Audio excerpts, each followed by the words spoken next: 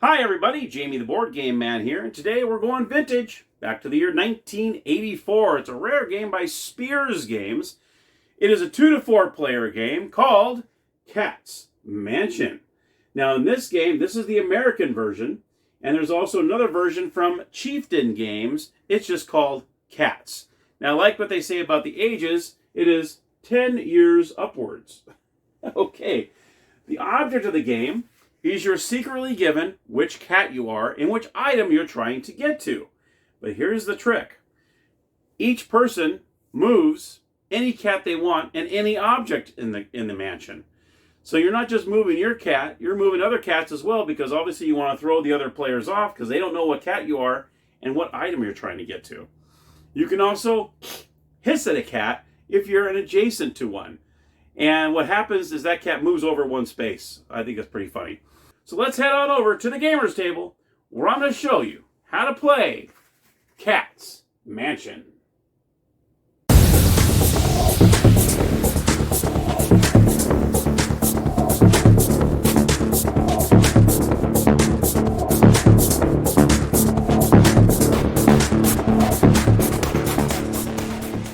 All right, everybody, here we are with Cat's Mansion at the gaming table. Let's check it out.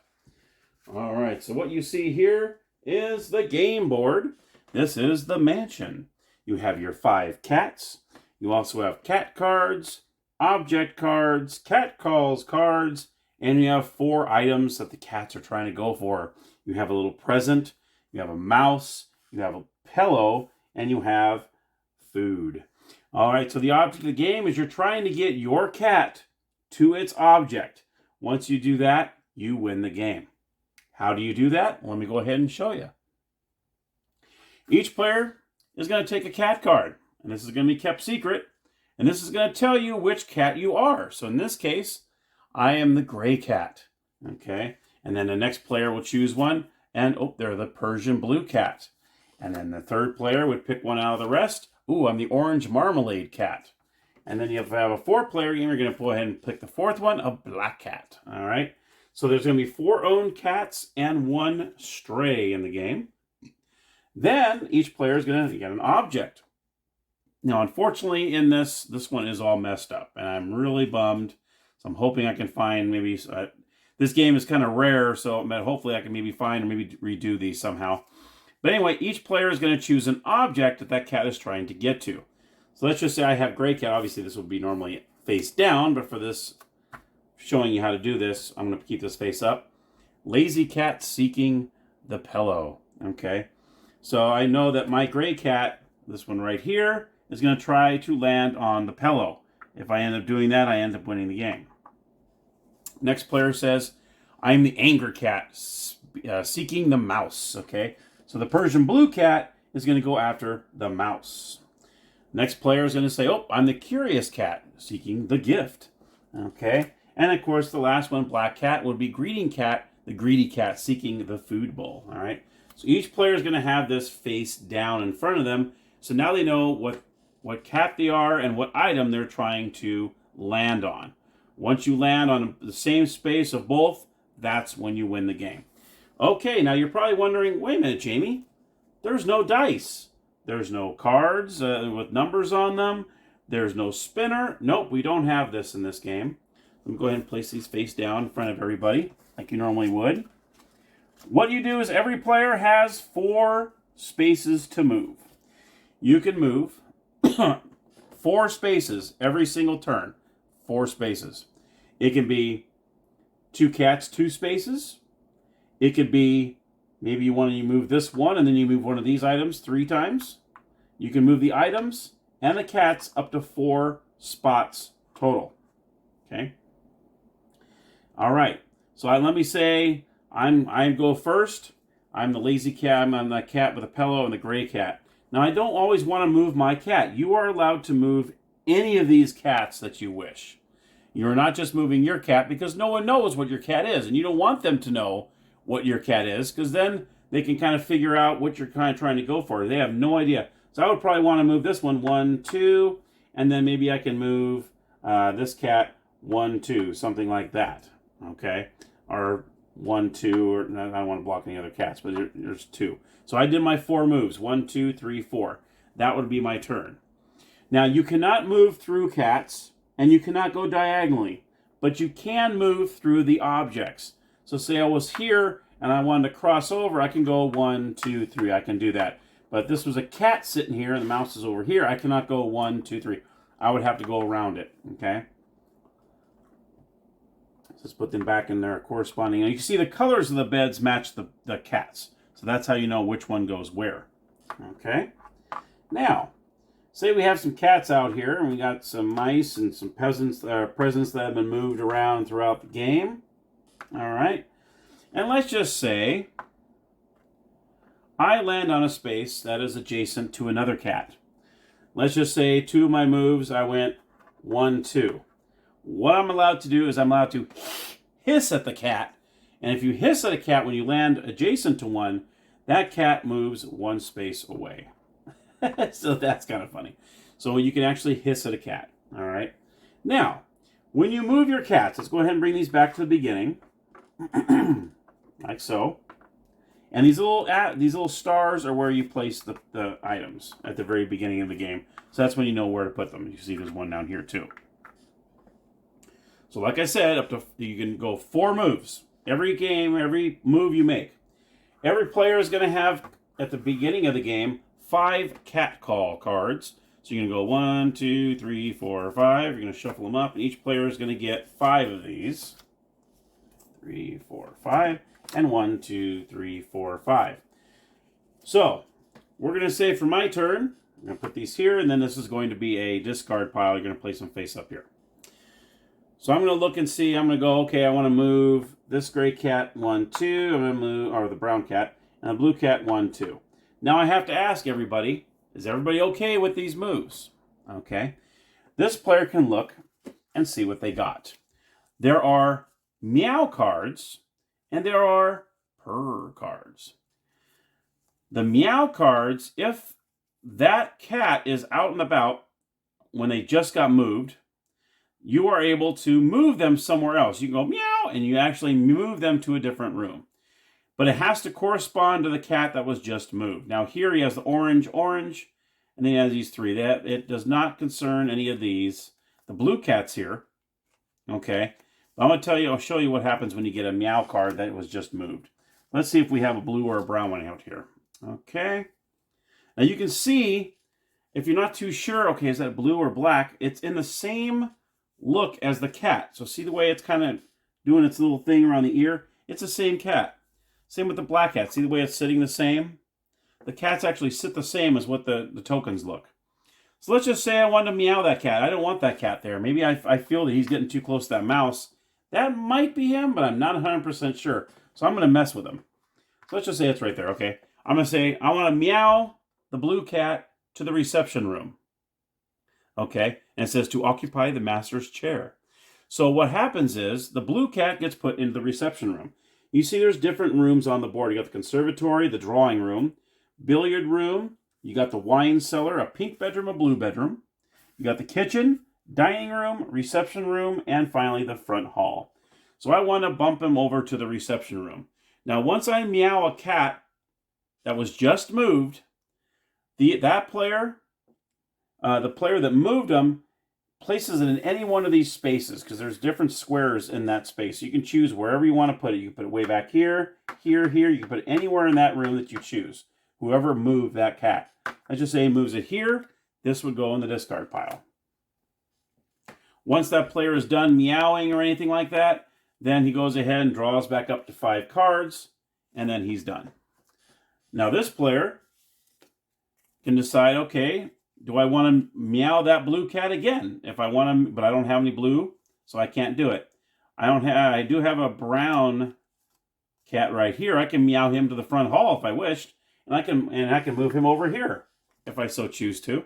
And then I would go ahead and place that face up in the draw pile. I don't want to do any more. I'm done. I draw back up to 5, and then my turn is done. And I look and see if I want to do any of that with 2. No, I don't want to do anything. Once you're done, you're done. Now, what I can do is say, let's see, do I have the card here? Let me see if I have the special card. Let's just say I moved him here, the gray cat, because that's my cat, and someone decided, I'm going to meow your cat. Let's see if I have a meow card for the gray. Probably don't, because that would be too convenient, right? Oh yeah, here we go. So a player decides, I'm going to go ahead and meow that cat to the blue bedroom. Now what I can do is I can counteract that with one of my own cards and say, no, I'm going to purr. A purr will stop any other action. So what happens is, if that person says, I'm going to do the blue bedroom, I can stop right there and say, nope, I want to purr that cat. And now that's dead. The round of going from player to player, meowing cards, you can see here, ignore all meows. So as soon as you play a purr card, that cat is content. It's content where it's at. It ain't moving. No meows is going to move that cat. And that deadens the whole going around meowing at cats. That deadens it. And another player can do that as well. Another player can say, oh, I got a purr card. Yeah, I'm going to go ahead and purr that cat. And that way that cat will not be moved, at least for the rest of that turn.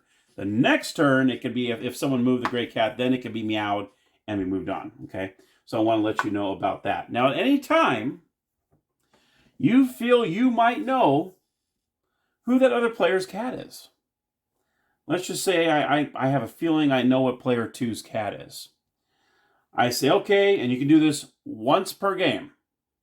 That is it. I think you are the black cat. Now, he's going to tell me whether he is or not. He's going to look over there and says, ooh, I'm not. I am not. So what happens is, if I am incorrect, I have to give up who my cat is. So you better make darn sure that you're correct. If I'm incorrect, now everybody knows. They don't know what object I'm going for, but now they know I'm the gray cat. And that makes your game a whole lot harder to play. I tried to say you are this person and you're wrong. That's it. Now I can't do that again for the rest of the game. Okay?